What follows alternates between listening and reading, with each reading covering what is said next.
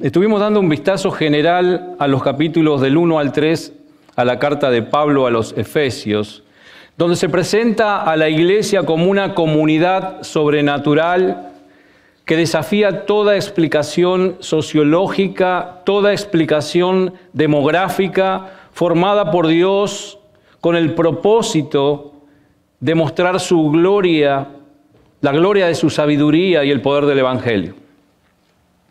La iglesia, dijimos, es una comunidad tan distinta al resto de las agrupaciones humanas que Pablo dice en Efesios capítulo 3, verso 10, que los ángeles en los cielos están observando la iglesia y ellos aprenden a través de la iglesia acerca de la sabiduría de Dios.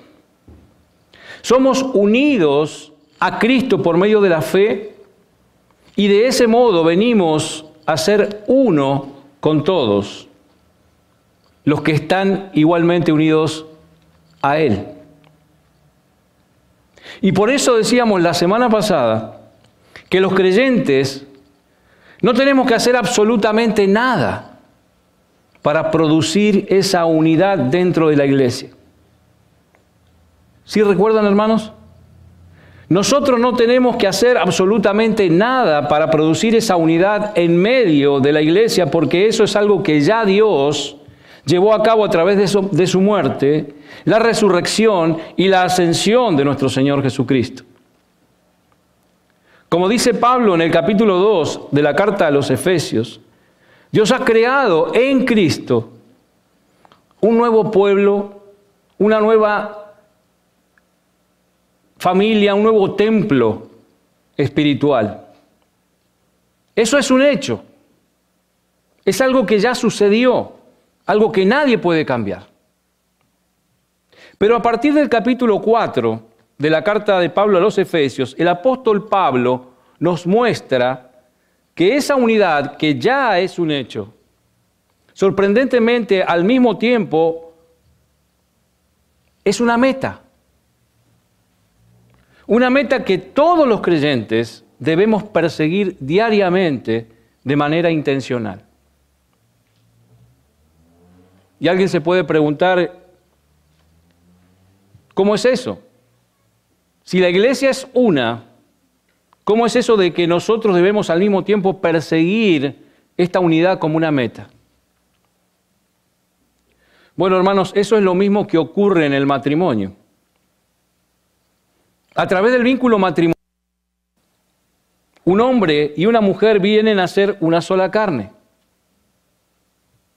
¿Pero qué deben hacer ahora? Bueno, ahora deben trabajar juntos para preservar, para desarrollar, para fortalecer esa unidad. Y lo mismo ocurre con la iglesia. Nosotros somos uno en Cristo, pero debemos aprender a vivir esa luz en la realidad. Y eso es lo que precisamente es lo que Pablo nos muestra en los primeros 16 versículos que leímos hoy del capítulo 4 de Efesios. Este pasaje yo lo he dividido en 3 encabezados, que de hecho forman el título de este mensaje: unidad, diversidad y crecimiento. Unidad, diversidad y crecimiento. Así que, hermanos, mi oración en esta tarde es que el Señor use este cuadro que Pablo nos presenta en esta porción de la carta a los Efesios para transformar radicalmente nuestra perspectiva de lo que significa ser miembros de una iglesia local, de una iglesia como esta. Así que ese es mi propósito en esta tarde, hermanos. Yo quiero tomar Efesios capítulo 4, versos del 1 al 16 y transformar, o sea, que el Espíritu Santo use esta predicación y este pasaje para transformar radicalmente nuestra perspectiva de lo que significa ser miembros de una iglesia local. Así que veamos, en primer lugar, la unidad de la iglesia. Vamos a leer Efesios capítulo 4, versículos 1 al 3. Dice Pablo: Yo pues, preso en el Señor, os ruego que andéis como es digno de la vocación con que fuisteis llamados, con toda humildad y mansedumbre, soportándoos con paciencia los unos a los otros en amor, solícitos en guardar la unidad del Espíritu en el vínculo de la paz. Como decía hace un momento, los cristianos no tenemos que producir la unidad de la iglesia, pero Pablo nos dice que sí debemos preservarla y fortalecerla. Y la pregunta es ¿cómo? Viviendo una vida que sea coherente con las doctrinas que Pablo ha venido explicando en los primeros 3 capítulos de esta carta y que vimos la semana pasada. Entonces, ¿cómo debemos preservar y fortalecer la unidad de la iglesia? Viviendo una vida que sea coherente con todo lo que vimos la semana pasada en los capítulos del 1 al 3 en la carta de los Efesios. Y mis hermanos, piensen en esto. Piensen en esto por un momento y escuchen. Pablo dice en Efesios de los capítulos 1, 2 y 3 que todos nosotros, los que somos cristianos en este lugar, merecíamos la justa ira de Dios por causa de nuestros pecados. Todos nosotros estábamos muertos espiritualmente. Todos nosotros éramos absolutamente impotentes para salvarnos a nosotros mismos. Pablo nos dice también que Dios nos escogió, a pesar de todo eso, desde antes de la fundación del mundo, por el puro afecto de su voluntad, no por ninguna cosa que nosotros hayamos hecho, o por alguna cosa que haya sido hecha por nosotros, sino únicamente por su misericordia, para darnos en Cristo exactamente lo contrario de todo lo que tú y yo merecíamos. Ahí resumí más o menos Efesios 1, 2 y 3. Entonces la pregunta que vamos a responder ahora es, ¿cómo debiera ser la relación de un grupo de personas que de verdad cree todo eso que acabamos de ver? Esa es mi pregunta. Y déjeme ponerlo de otra forma. Mira, hermano, si tú dices ser cristiano o cristiana, tú estás proclamando a todo el mundo que tú no mereces nada, que tú no puedes ir por la vida demandando derechos y reclamando nada, que no hay ninguna cosa en ti en la que tú puedas gloriarte con justicia. Eso es lo que significa yo soy cristiano. Tú no mereces nada, tú no puedes ir por la vida reclamando nada, no hay absolutamente nada en ti en que tú puedas gloriarte. Pero Dios decidió salvarte.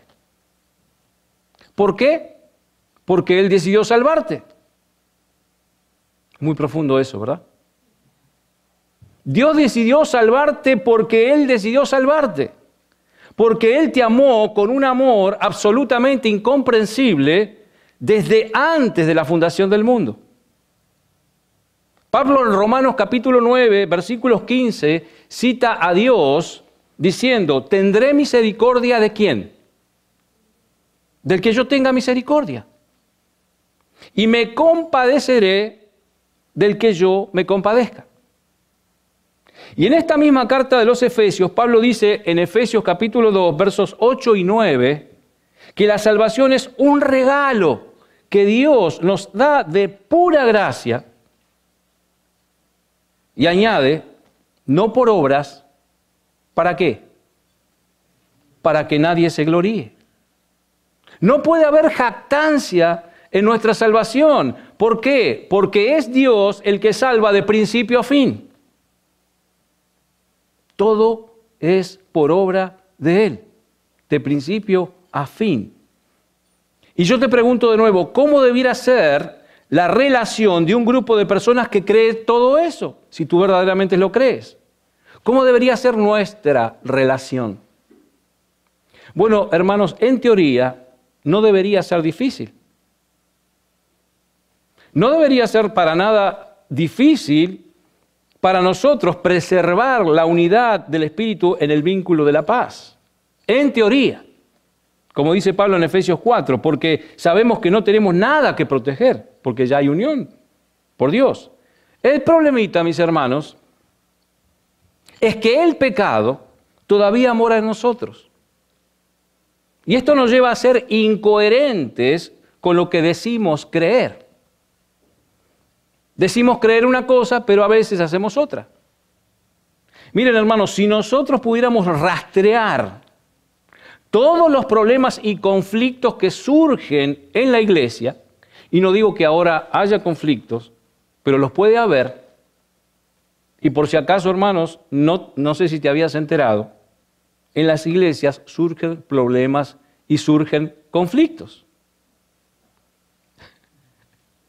Si nosotros pudiéramos rastrear todos esos problemas que surgen en la iglesia, en algún punto del camino nos vamos a encontrar con algo. Nos vamos a encontrar con el orgullo. El orgullo en alguna de las dos partes en conflicto o en las dos partes. El orgullo es lo que imposibilita, hermanos, la solución de conflictos personales. ¿Saben por qué? Porque el orgullo nos lleva a creer, escuchen esto con atención porque es medio sutil. El orgullo nos lleva a creer que nosotros merecemos lo que decimos no merecer con nuestra doctrina. ¿Se entendió eso? El orgullo nos lleva a creer que merecemos lo que decimos no merecer en nuestra declaración doctrinal, poniéndolo en palabras más sencillas. Hay una incoherencia entre nuestra confesión de fe, o sea, en lo que creemos como cristianos, y nuestra confesión de vida práctica. Hay una incoherencia. ¿Cuál es la solución entonces? Pedir al Señor en oración que nos ayude a seguir achicando esa brecha que existe entre nuestra fe doctrinal, es decir, entre lo que nosotros profesamos creer y nuestra fe práctica. Que el Señor continúe achicando esa diferencia que existe entre lo que decimos creer y lo que realmente creemos. Y mira, hermano, cuando tu corazón, hermano o hermana, comience a agitar dentro de ti, porque sientes que alguien te ha ofendido, porque sientes que alguien te ha maltratado de alguna manera, recuerda quién eres sin la gracia de Dios. Recuerda quién eres sin la gracia de Dios. Recuerda quién eres realmente sin la gracia de Dios. Porque por más mal que alguien te haya tratado, por más injusto que te hayan tratado y que hayan sido contigo, todavía se queda corto con lo que justamente merecemos por nuestros pecados. Se quedan cortos. O sea, si tú te enteras de que alguien habló mal de ti, y probablemente lo que dijo de ti no era verdad, como quiera, lo que tú realmente eres 1000 veces peor de lo que dijeron de ti. Sea lo que sea. Un hombre o una mujer realmente humildes en el Señor no va proclamando por la vida que los demás lo traten de cierto modo. ¿Saben por qué? Porque él posee una correcta evaluación de sí mismo. Él puede soportar a los demás en amor con toda humildad, mansedumbre y paciencia. Como dice Pablo en Efesios 4:2. Porque él sabe que merece el infierno. Y sabe que Dios lo ha tratado con una paciencia, con una misericordia y con una bondad realmente impresionante. La unidad de la iglesia, mis hermanos, es promovida cuando la doctrina correcta nos lleva a vivir y sentir de la manera correcta. Es por eso que los primeros 3 capítulos de la carta de Efesios son eminentemente doctrinales, mientras que los próximos 3 capítulos son eminentemente prácticos, porque una cosa se deriva de la otra. Nosotros debemos entender lo que Dios ya ha hecho por nosotros y vivir en consecuencia. Y uno de los resultados de hacer eso será la unidad práctica de la iglesia. Es por eso, hermanos, no sé si se dieron cuenta, pero la exhortación de Pablo en los versículos del 1 al 3 respecto a preservar la unidad no va dirigida a los líderes de la iglesia. No va dirigida a los líderes de la iglesia. Esa exhortación va dirigida a los miembros. A los miembros de la iglesia, escuchen. No son los pastores los que tienen la responsabilidad final de proteger la unidad. No, mis hermanos. Esa es una responsabilidad de cada uno de nosotros. Es una responsabilidad de todos y de cada uno de los miembros de esta iglesia.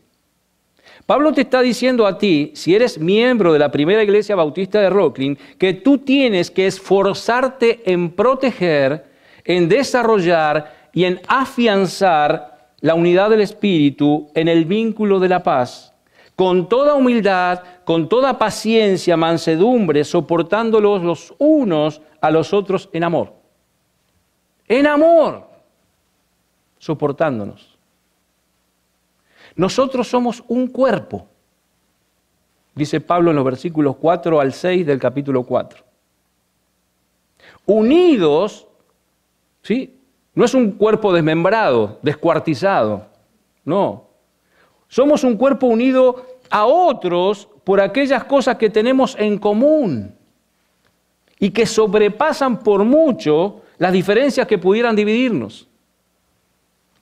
Versículos 4 y 5 dice, de capítulo 4 de Efesios, un cuerpo, un espíritu, como fuisteis también llamados en una misma esperanza de vuestra vocación, un Señor, una fe, un bautismo.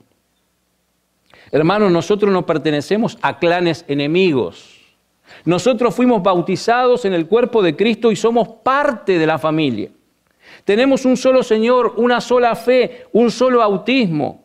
Y en el versículo 6 dice, un Dios y Padre de todos, el cual es sobre todos y por todos y en todos.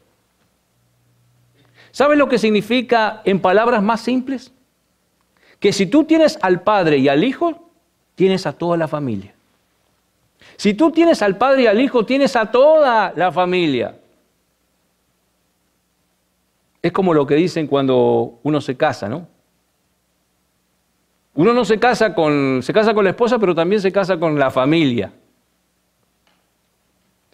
Cuando tú te casas, definitivamente hay una conexión que ahí se da. Bueno, hermano, cuando tú viniste a Cristo por la fe, tú tienes al Padre, tienes al Hijo, tienes al Espíritu Santo y a toda la familia. A todos. ¿Te guste o no? No se puede, hermanos, es imposible tener una cosa sin la otra.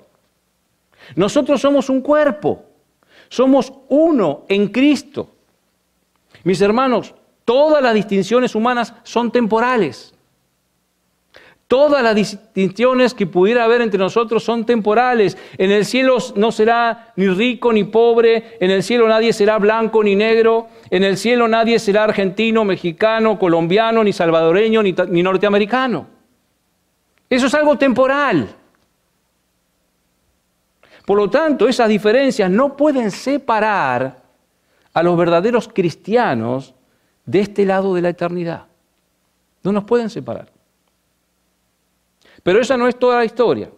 Si bien es cierto que somos uno en Cristo, también es importante señalar que esa unidad no significa uniformidad. Esa unidad no significa uniformidad, o si quieren ponerlo de otra manera, en palabras positivas.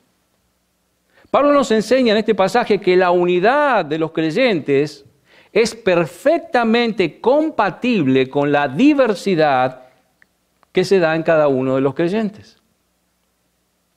Y eso nos lleva a nuestro segundo encabezado. Ya vimos la unidad de la iglesia. Veamos ahora, en segundo lugar, la diversidad de la iglesia. Hace 2 domingos, hermanos, vimos cómo Dios une a la iglesia personas que de ninguna manera se habrían podido unir fuera del vínculo de Cristo. Y eso exalta la sabiduría de Dios y exalta el poder del Evangelio. Pero esa diversidad que se da en la iglesia es mucho más profunda que las diferencias sociales. Es más profunda que las diferencias generacionales, educacionales, económicas o de cualquier otro tipo de separación o distinción que pueda haber entre nosotros. La iglesia, dice Pablo, es un cuerpo. Y eso significa que estamos formados de miembros diversos. ¿Acaso la oreja es igual que la nariz? ¿O que la boca? ¿El pie es igual que la mano? No. Son diversas funciones de acuerdo a los dones que Cristo repartió a cada uno. Versículo 7 de Efesios 4. Pero a cada uno de nosotros fue dada la gracia, y Pablo está hablando aquí de los dones de la gracia que Dios da, fue dada la gracia conforme a la medida del don de Cristo. ¿Qué está diciendo Pablo aquí? Que cada miembro del cuerpo funciona de manera diferente, según la gracia o el don que ha recibido cada uno del Señor. El Señor es el que da los dones. Jesús ha repartido una medida de gracia a cada uno de sus hijos, a cada uno de los creyentes en particular. ¿Saben para qué? ¿Para qué ha dado esos dones? Para que nosotros podamos servir a otros creyentes con los dones que Él nos ha dado. Para servir a los demás. Así como el ojo no puede pretender ser nariz, ¿no? Porque el ojo no fue diseñado para respirar, sino para ver. Así también los creyentes deben aceptar con gozo el lugar y la función que Cristo les asignó a cada uno en su iglesia. Y es desde esa posición en la que Cristo te puso, con los dones que Él te dio para servir para el bien de todos. Tú eres importante en lo que haces en la iglesia. Pablo dice que esos dones son regalos que el Cristo exaltado concede a la iglesia. Y hermanos, en este pasaje yo creo que es importante, pero también es uno de los pasajes más favoritos en el Nuevo Testamento, para mí. Y escuchen lo que dice Pablo en los versículo 8, capítulo 4.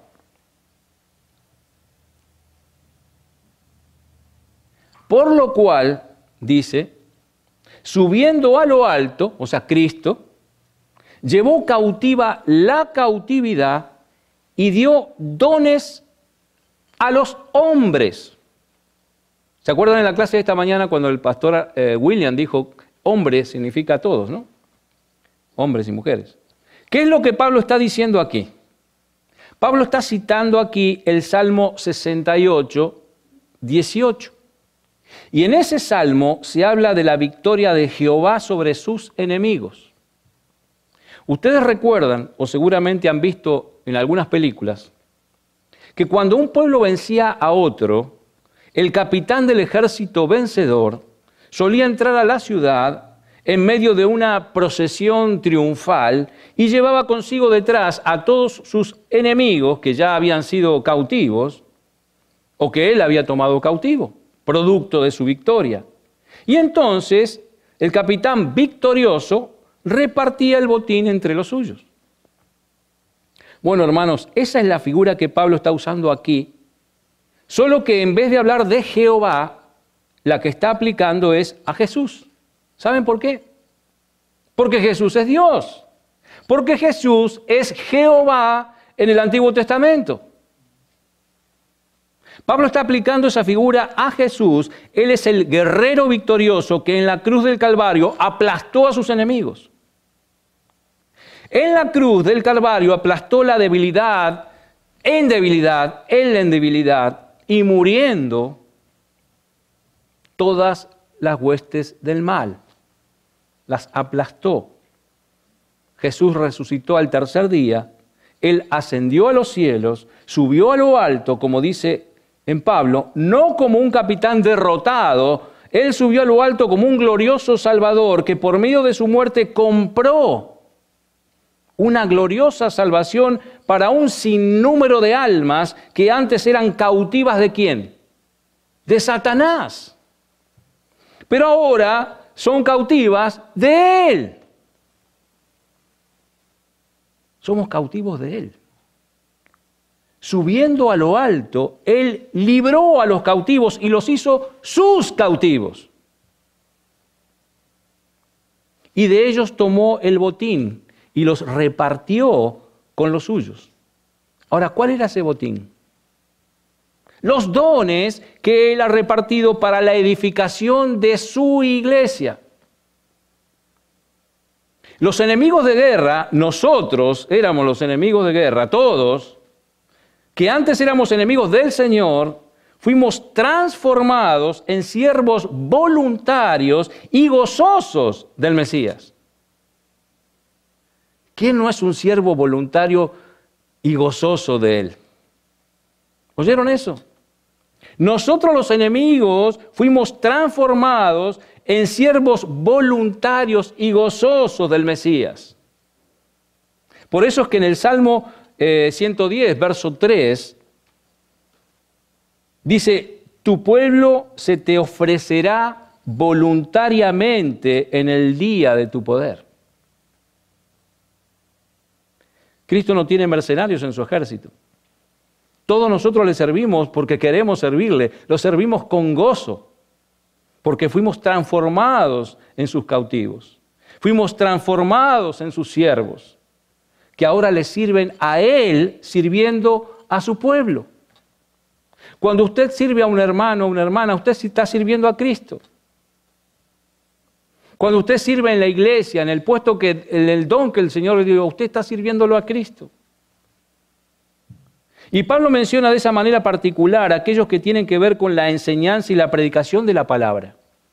En el versículo 11 dice, y Él mismo constituyó, o sea, de esos cautivos que Él liberó de Satanás y los hizo libres y los hizo sus cautivos, y Él mismo constituyó a unos apóstoles, a otros profetas, a otros evangelistas, a otros pastores y maestros. O sea, de todos esos cautivos que Cristo libertó, Él les dio regalos a su iglesia. Como alguien dice, son hombres dones. No son hombres que tienen dones, sino son hombres que ellos mismos son dones. Él tomó a algunos, dice Pablo, y se los dio a la iglesia como apóstoles, a otros se los dio como profetas, a otros les dio como evangelistas y a otros como pastores y maestros. Y no son dos grupos, es uno solo, pastores y maestros es un solo grupo. Ahora, el grupo de los apóstoles, como ustedes saben, hermanos, es ese grupo que recibió la encomienda de revelar a la iglesia la voluntad permanente de Jesús. En el Antiguo Testamento, en el Nuevo Testamento. Perdón. Luego están los profetas que traían las revelaciones del Espíritu Santo. Cuando el Nuevo Testamento todavía no estaba completo. Cuando los creyentes no tenían todavía acceso a toda la revelación apostólica y, por supuesto, mis hermanos, estos dos oficios, apóstoles y profetas, ya cesaron. Esos oficios ya no tienen razón de ser porque hoy tenemos toda la Escritura. Pablo dice en Efesios capítulo 2, versículos 19 y 20, que los apóstoles y los profetas pusieron el fundamento, la zapata, o sea, la base de la iglesia. Y todo el mundo sabe que el fundamento de una edificación se pone una sola vez y para siempre. ¿Sí? Cuando uno hace un edificio, una casa, primero hace la base, el fundamento, y se pone una vez y para siempre. Esta iglesia es apostólica no porque hay apóstoles, porque no los hay ni habrá, sino porque esta iglesia está siendo construida sobre la revelación apostólica que nosotros ya tenemos en el Nuevo Testamento. No necesitamos apóstoles. Luego están los evangelistas, y probablemente se refiere a aquellos que tienen el don, la encomienda de proclamar el Evangelio de Cristo en forma más amplia que el resto de la iglesia, aunque todos tenemos ese mandato. Pero hay algunos que tienen ese don más que otros. Y por último están los pastores maestros, cuyo ministerio es establecerse en una iglesia local como esta para pastorear la grey o el rebaño de Dios, primariamente a través de la enseñanza de la palabra. Por eso se les llama pastores y maestros, porque ellos pastorean y enseñan, o para ponerlo de otra forma, ellos pastorean enseñando y enseñan pastoreando. Su labor, la de los pastores, es pastorear eficazmente la grey de Dios, enseñándoles fielmente la palabra. Pero ahora escuchen esto con atención. ¿Cuál es el propósito de este ministerio de enseñanza pastoral de la iglesia? Efesios 4, versículo 12. Dice, ¿a fin de qué?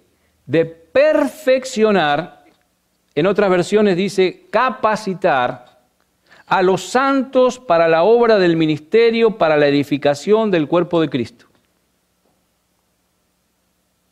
¿Qué es lo que hacen estos pastores? Capacitar a la iglesia. ¿Para qué?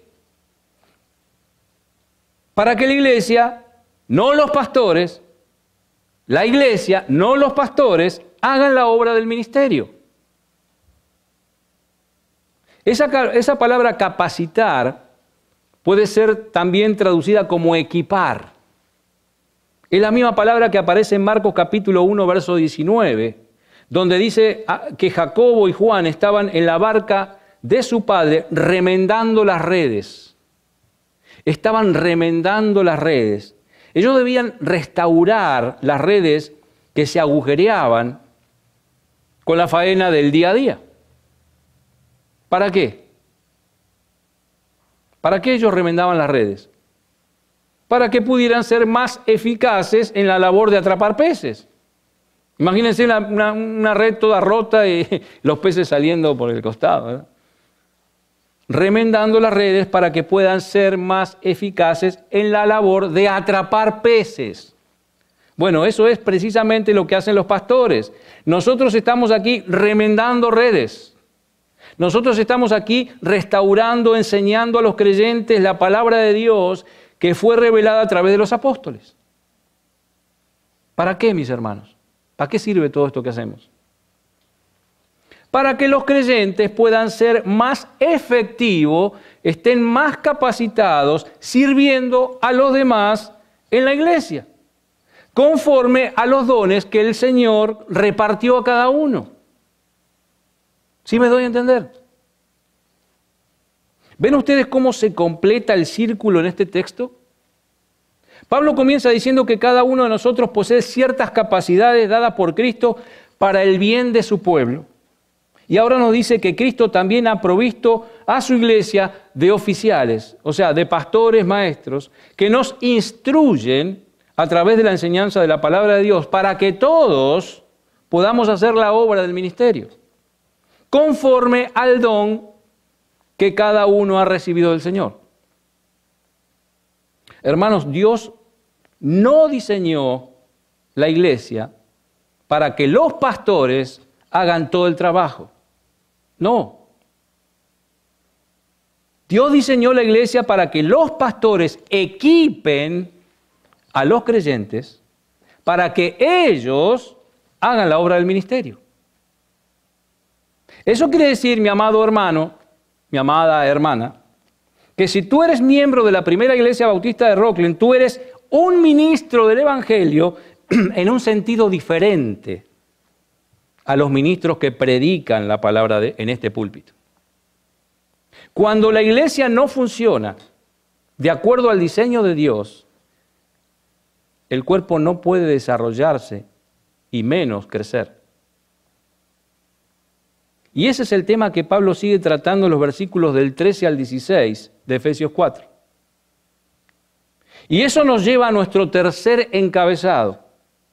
Ya vimos la unidad de la iglesia, ya vimos la diversidad de la iglesia, ahora veremos finalmente el crecimiento de la iglesia. Mis hermanos, pregunto algo. ¿Cuál es la meta que todos debemos perseguir como iglesia? ¿Cuál es la meta? Estamos trabajando todos aquí. La respuesta es la obra del ministerio. ¿Para qué? ¿Con qué propósito? Para madurar espiritualmente, de manera de que cada uno de nosotros sea cada vez más semejante a nuestro Señor Jesucristo. Esa es la meta. Que seamos más semejantes a nuestro Señor Jesucristo. Versículos 13 y 14, Efesios 4.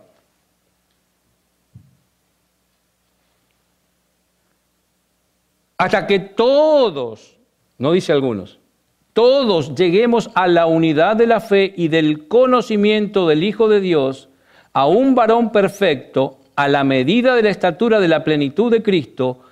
¿Para qué? Para que ya no seamos niños fluctuantes, llevados por doquiera de todo viento de doctrina, por estratagema de hombres que, para engañar, emplean con astucia las artimañas del error. Entonces, ¿cuál es la meta? Que todos sigamos creciendo para ser como Jesús. Esa es nuestra meta, ser como Jesús.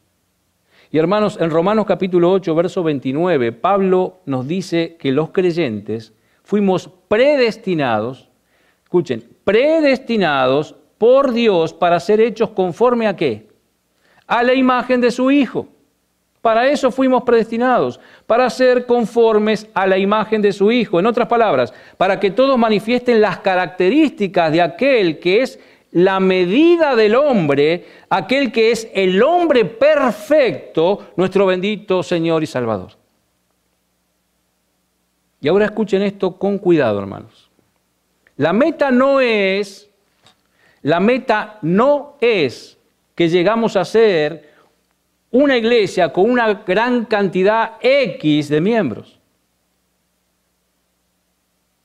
La meta no es que podamos llevar a cabo conferencias multitudinarias.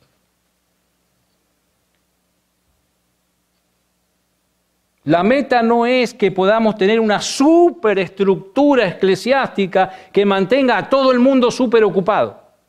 Esa no es la meta. Nuestra meta es que todos juntos podamos seguir creciendo a la imagen de Jesús. Esa es la meta. La semana pasada hablaba de esto con un hermano. Y él nos planteaba, o me decía, la dificultad que nos plantea perseguir esa meta. Porque esta es una meta que no es fácilmente medible. Porque esta es una meta que envuelve a todos los miembros de la iglesia. Y lo cierto, mis hermanos, es que no todos los miembros están en la misma etapa de madurez. No todos los miembros están en la misma condición espiritual. Por eso es que tenemos que tener cuidado cuando uno dice o clasifica a la iglesia.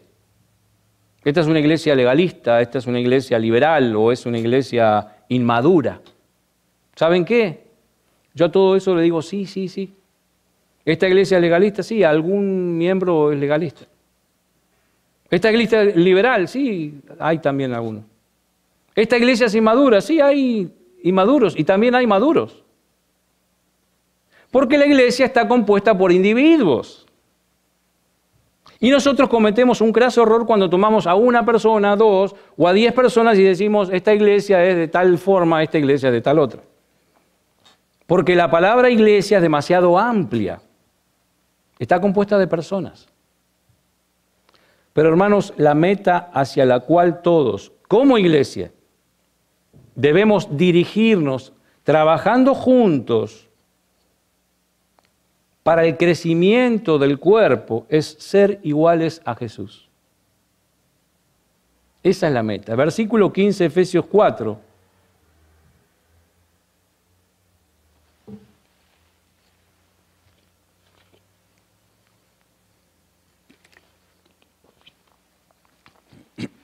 Perdón. Versículo 15, Efesios 4 dice, si no, o sea, en vez de ser niños fluctuantes llevados por todo viento de doctrina, sino que siguiendo la verdad en amor, ¿quiénes? ¿Los pastores? No, todos los miembros. Siguiendo la verdad en amor, crezcamos en todo, en aquel que es la cabeza. ¿Esto es quién? Cristo, de quien todo el cuerpo, bien concertado y unido entre sí por todas las coyunturas que se ayudan mutuamente, según la actividad propia de cada miembro, recibe su crecimiento para ir edificándose en amor. Y créanme, hermanos, esto se puede predicar 20 sermones o 25 de este versículo, de este pasaje. Pablo vuelve de nuevo a la figura del cuerpo humano para instruirnos en cuanto al crecimiento de la iglesia. La iglesia, hermanos, es un organismo vivo en el que cada uno de sus miembros contribuye, cada uno contribuye al crecimiento del resto. ¿Cómo? Al recibir y pasar a otros la vida que recibe de Jesús, quien es la cabeza del cuerpo. O sea, Pablo está contemplando aquí el crecimiento de la iglesia desde dos perspectivas. Por un lado, está lo que Cristo hace en cada uno de los creyentes, en cada uno de nosotros, si tú verdaderamente eres creyente. Cristo está obrando en ti. Cristo está obrando en ti. Y por otro lado, está lo que nosotros debemos hacer a la luz de lo que Cristo está haciendo en ti y en mí. Estamos creciendo, pero también hay que hacer. O sea, Pablo dice que todo el cuerpo recibe su crecimiento de Cristo. Es por eso, hermanos, que debemos tener mucho cuidado. Hay iglesias que tienen un sinnúmero de actividades y la gente cree que está bien espiritualmente. ¿Por qué? Porque están metidos en 50.000 ministerios y haciendo 50.000 cosas. No, hermanos. Lo que produce el crecimiento es la relación íntima, deleitosa y cercana con Jesús. Es Jesús el que da el crecimiento al creyente. No son las actividades de la iglesia. Nunca debemos perdernos en eso, hermanos. Es peligroso. El crecimiento del creyente lo da Cristo. Es por causa de nuestra unión con Cristo que nosotros podemos crecer espiritualmente. Es una unión con Cristo que cada cristiano posee y por medio de la cual cada cristiano crece. Pero por otro lado, Pablo dice también que el cuerpo crece como un todo cuando cada miembro traspasa a los demás lo que él recibe de Cristo. Así crece la iglesia. Vean una vez más el versículo 16. Dice, ¿de quién? De Cristo, ¿verdad? De quien todo el cuerpo, bien concertado y unido entre sí por todas las coyunturas que se ayudan mutuamente, según la actividad propia de cada miembro, recibe su crecimiento para ir edificándose en amor. La palabra que se traduce como coyuntura aquí significa literalmente punto de conexión. La coyuntura es ese punto de conexión que dos piezas se tocan, se unen y se tocan. las coyunturas.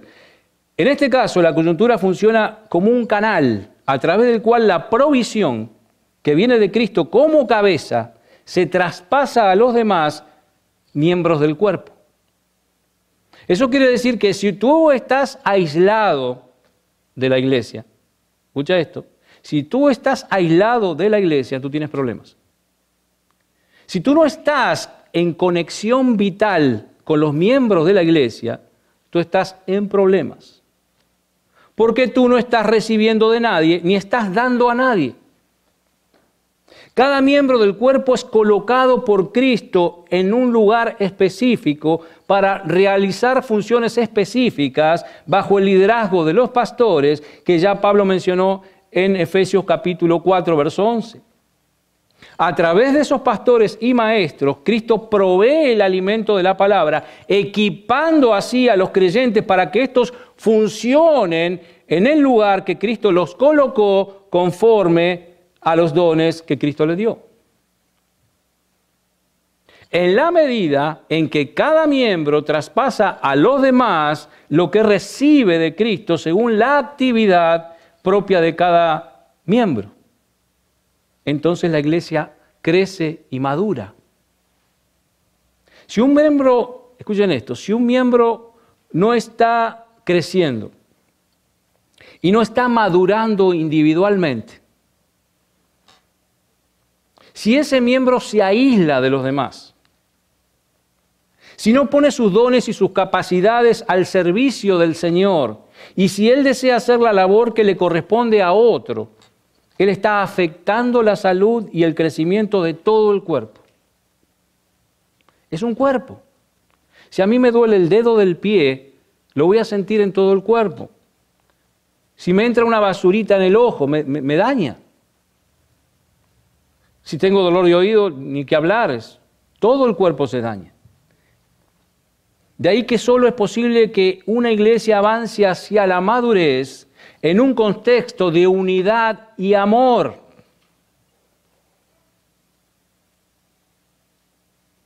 Bajo un liderazgo básicamente establecido. Y esto, hermano, implica varias cosas de suprema importancia para cualquier iglesia local como esta. Por un lado, eso quiere decir que si tú no vienes a la iglesia, no deberías venir a la iglesia como un consumidor pasivo para ser instruido como pastores. No deberías venir como un consumidor pasivo. O sea, en esta tarde lo que quiero decir es que la iglesia no es un drive-thru. No es un drive-thru espiritual. Personas que vienen aquí a resolver sus problemas y pasan rápido y se van. Ya se fueron con su Big Mac. No, la iglesia no es un drive-thru. La iglesia no es una estación de servicio. Esto es una iglesia. Así que nadie viene aquí como un consumidor pasivo para ser instruido por los pastores. No. De acuerdo a la enseñanza del Nuevo Testamento, tú eres un ministro, si eres creyente, que viene a la iglesia a ser equipado, a ser equipada para ministrar, o sea, para servir mejor a otros en el Evangelio. Eso es lo que tú vienes a hacer a la iglesia. Para servir mejor a otros en el Evangelio. Es por eso que Pablo dice, no se dejen de congregar como algunos tienen por costumbres, no lo hagan. Pero dice, vengan para que puedan exhortarse en amor los unos con los otros. Alguien me decía muy sabiamente que el sermón del domingo, lo leí, no es la línea final del ministerio de la palabra, sino la línea de arranque. Estamos en una carrera. Hay una línea de arranque y hay una línea final. La predicación del domingo no es la línea final, es la línea de arranque. Es el comienzo de la obra en realidad a medida que tu congregación, dice este autor, toma la palabra de Dios que le fue predicada y la pone a funcionar a través de la semana. Y Jonathan Leeman dice que el ministerio de la palabra comienza en el púlpito, pero luego debe continuar a través de la vida de la iglesia. Y me encantó esta frase, dice, debe continuar a través de la vida de la iglesia mientras el eco de la palabra rebota de un miembro a otro. Nosotros debemos aquí producir reverberancia de la palabra de Dios. Dice Lehmann, en la iglesia los corazones de los miembros absorben y proyectan la palabra para que pueda ser eficaz, para que pueda llegar a ser eficaz para cada uno. Así que los predicadores estamos supuestos a hacer cada domingo es provocar una reacción en cadena. Que nosotros estamos aquí para provocar una avalancha. Una predicación no solo te ayuda a entender la enseñanza de un pasaje en particular, una buena predicación debe ayudarte y animar a los miembros de la iglesia a seguir estudiando la Biblia por sí mismos. ¿Para qué? Para que puedan ser buenos ministros de Jesucristo por el resto de la semana. Porque si no logramos eso, somos malos predicadores. Es por eso que nosotros no nos detenemos en cada versículo, en cada contexto, a la luz de las Escrituras, o porque un pasaje enseña lo que enseña. ¿Para qué? Porque estamos enseñando a estudiar la palabra. Eso implica también, mis hermanos, que la labor de la mayoría de los miembros de una iglesia probablemente no se va a llevar a cabo de una manera formal, ni tampoco dentro de una estructura eclesiástica. Esto significa que probablemente la mayoría de los miembros de una iglesia no va a llevar a cabo su labor en la iglesia de una manera formal, ni dentro de una estructura eclesiástica rígida, aunque sí sometida a una iglesia, sino más bien de una manera informal, por medio de las relaciones que vamos formando en la iglesia. Cuando tú llamas a un hermano, a una hermana, y le dices, hermano, ¿cómo estás? ¿Estás leyendo tu Biblia? ¿Cómo está tu vida de oración? ¿Estás débil en tu fe? Déjame caminar contigo. Déjame ayudarte esta semana. Hermano, te voy a llamar todos los días para que juntos oremos, para que leamos la Biblia. O te voy a llamar simplemente para orar juntos, para animarnos unos a otros. Eso no se da en una estructura eclesiástica. Eso también significa, mi hermano, mi hermana, que tu crecimiento en gracia no solo te beneficia a ti, tu crecimiento en gracia beneficia a todo el cuerpo. Esa es la imagen que Pablo nos presenta en los versículos 15 al 16. Lo que tú recibes de Jesús es lo que tú le das al otro. Hay que transmitirlo. ¿Alguna vez te ha pasado eso? Que tu lectura diaria de la Biblia, o alguna vez has pensado, fíjense en esto, ¿alguna vez has pensado que tu lectura diaria de la Biblia es muy importante para el crecimiento de la iglesia? Lo que tú hagas en tu casa con tu Biblia es muy importante para la iglesia. ¿Ya has pensado alguna vez de esa manera? Que cuando tú lees la Biblia no la estás leyendo únicamente para ti, sino que también para poder ministrarla a otros, para servir mejor a otros. Y mira, mi hermano, es posible que tú estés aquí sentado en esta tarde y pensando, wow, es que yo soy muy débil. Es que yo soy muy pequeño, es que yo no soy muy preparado. No es mucho lo que puedo hacer yo por el Señor. Pero quiero decirte algo.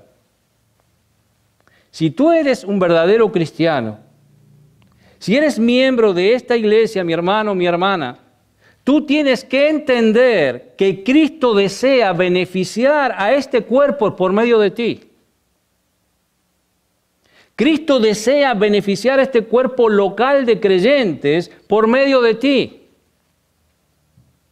Y Él te está capacitando para ello. Él te ha capacitado para ello. Él quiere que tú crezcas en tu comunión con Él. Él quiere que crezcas en tu intimidad con Él, en tu deleite con Él. Él quiere que te preocupes por servir a los hermanos conforme a las capacidades que Él te ha dado. Tal vez no tienes tú la capacidad para sacar a una persona en medio de una depresión profunda, en una consejería. Tal vez Dios no te ha dado ese don. Pero tú puedes acercarte a ese hermano o a esa hermana y decirle, yo te amo. Y solo quiero que sepas que estoy orando por ti. Eso es una iglesia. Eso es una iglesia, hermanos. Y por favor, porque yo conozco al diablo. Yo conozco al diablo trabajando. Nunca pienses, qué bueno que le están diciendo eso a la iglesia. Porque a mí nadie me llama. ¿Cómo está diciendo eso el pastor si a mí nunca me llama? Yo lo que te estoy diciendo, no te estoy diciendo que te llamen a ti. Lo que te estoy diciendo es que tú llames al otro. Lo que te estoy diciendo, hermano, es que te quites eso de la cabeza. Y por primera vez en tu vida comiences a funcionar como un miembro de un cuerpo. Y que para eso Jesús te salvó. No para ser servido, es para servir. Así que hermano, hermana, en esta iglesia es la que te colocó Cristo para servir. Estos son los hermanos y hermanas quienes primariamente debes amar, a quienes primariamente debes servir, a quienes primariamente debes edificar. Esta es tu iglesia. Y solo llegará a ser perfecta cuando lleguemos a la gloria.